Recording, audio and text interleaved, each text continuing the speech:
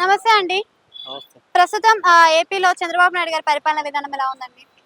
పర్వాలేదు, బెటర్‌గా ఉంది. జగన్‌మోహన్ రెడ్డి మీద బెటర్‌గా ఉంది. ఎందుకని కంపేరింగ్ టు జగన్మోహన్ రెడ్డి పైన ఎక్కువ ఉందంటున్నారు? ఈయనైతే ఆల్రెడీ ఇప్పుడు కొన్ని రకాలైన ఇండస్ట్రీస్‌నయి తీసుకొస్తున్నారు. ఆ! అంతకుముందు గవర్నమెంట్‌లో ఉన్నవాటిల్నే పోగొట్టున్నారు.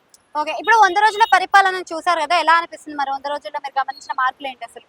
బావుందండి. అంటే ఇదివరకు అయితే ఇవి పెట్టేవారు. ఏంటి మన ఆహ్, 5000 సాలరీ ఇచ్చి వీళ్ళని నెట్టేవారు. వాలంటీర్లని. వాలంటీర్లు పెట్టేవారు. ఇప్పుడు అది లేకుండానే వీళ్ళతోనే చేయిస్తున్నారు. మన సచివాలయం ఉద్యోగులతోనే చేయిస్తున్నారు. ఓకే. అంటే ఈ వాలంటీర్ల సిస్టమ్ అనేది మీకు ఎలా అనిపిస్తుంది అసలు?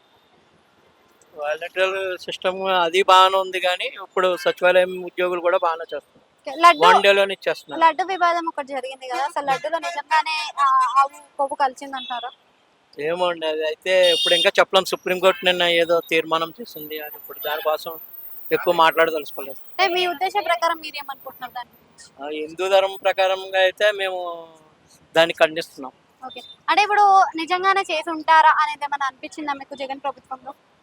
అంటే అది ముఖ్యమంత్రి అనౌన్స్ చేశారు కాబట్టి ఎలాగున్నదని నమ్మవలసి వస్తుంది.